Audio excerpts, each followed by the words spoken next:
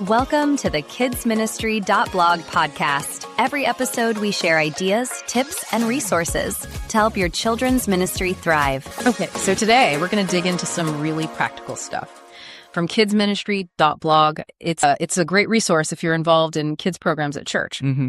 And we're looking specifically at this piece they did on planning a family movie night, which, sounds easy. Totally. You think, just pick a movie, hit play. Simple. Exactly. But the reality they described, wow, it turned out to be way harder. Yeah, they didn't pull any punches. Their first try was apparently a complete disaster. A complete disaster. I mean, things like picking a movie that actually offended some people. Right, and then equipment just failing on them. Yeah, and families actually leaving the event. It fell apart. Which really makes you think, if something seemingly that straightforward can go so wrong, what are we missing? That's exactly what we want to unpack here. Let's pull out the practical lessons, the solutions they found. Yeah. Because the point isn't just showing a film. No, it's about creating something enjoyable, a real community event. So thinking about those initial problems, that first big hurdle, what was it? Well, connecting it to just, general event planning. The article really flags movie selection that won't start war. That's literally how they put it. I can believe it. Yeah, the nightmare of finding one film that works for little kids, older kids, and parents without stepping on any toes. So what happened? What did they pick first? They thought they were safe with an animated movie, but nope. Complaints about mild language, apparently, and others found it too dumbed down. Man, you can't win sometimes. It's such a balancing act. It really is. How do you cater to everyone?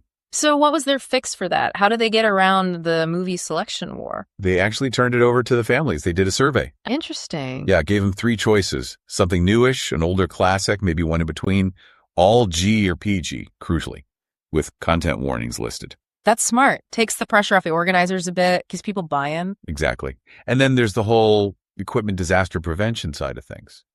Yes, the tech gremlins. They learned that one the hard way, too. Projector died right before the show. Total scramble for a laptop, a tiny backup screen. Stressful. Been there. Oh, the solution. Just hope for the best. No, the opposite. They got really rigorous, testing everything multiple times, having backup projectors and knowing how to use them, right? Making sure all the cords are there, sound system works. It's all about anticipating problems.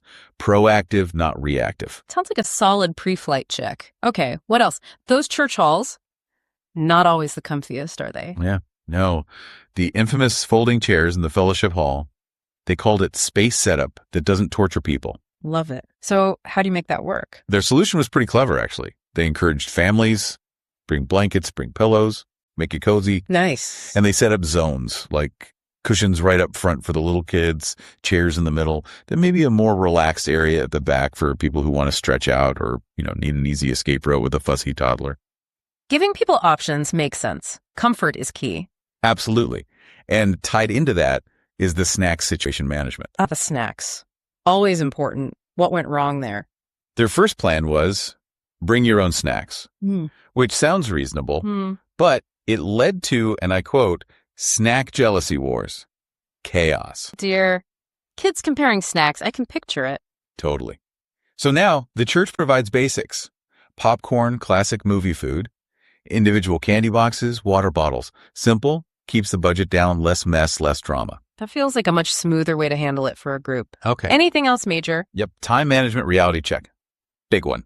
Meaning too long. Way too long initially. A 2-hour movie plus setup plus getting settled. It just dragged on. Little kids lost interest. Parents were looking at their watches. Well, nobody wants to be out till 10 p.m. on a church night. Exactly. So they found their sweet spot is 90 minutes max. That includes maybe a couple of short previews and definitely a well-timed intermission. Intermission, good call. Bathroom breaks, snack refills. Keeps everyone happier. And clear start times, respecting people's schedules. Okay, so lots of practical logistical fixes. But what's the bigger takeaway here? Why does wrestling with projectors and popcorn matter so much? Well, the article really brings it home at the end. It says, a successful movie night, it isn't really about the perfect film choice or flawless execution. Okay, so what is it about? It's about giving families permission to relax together, just be together, and giving the church community a chance to, simply enjoy each other's company outside of a formal service. So thinking about you listening, what does this mean? It means that wrestling with these details, these logistics, it actually creates these really natural opportunities for people to connect. Exactly. Like maybe there's a kid, Marcus, who finds it hard to make friends usually, but he ends up sharing popcorn and laughing with someone new. Or, Emma's mom, maybe she's a single parent, and during that intermission, she connects with another parent, finds a moment of real support or just camaraderie. It turns what seems like just entertainment into something deeper, real community building. It really does. Yeah. And when you see families genuinely enjoying themselves, kids asking when the next one is, that makes every technical glitch, every planning headache feel worth it. It's a good reminder, isn't it? Sometimes the simplest things, done thoughtfully, have the biggest impact on building those connections. Thanks for listening. To find more ideas, tips, and resources, go to kidsministry.blog. We'll see you next time.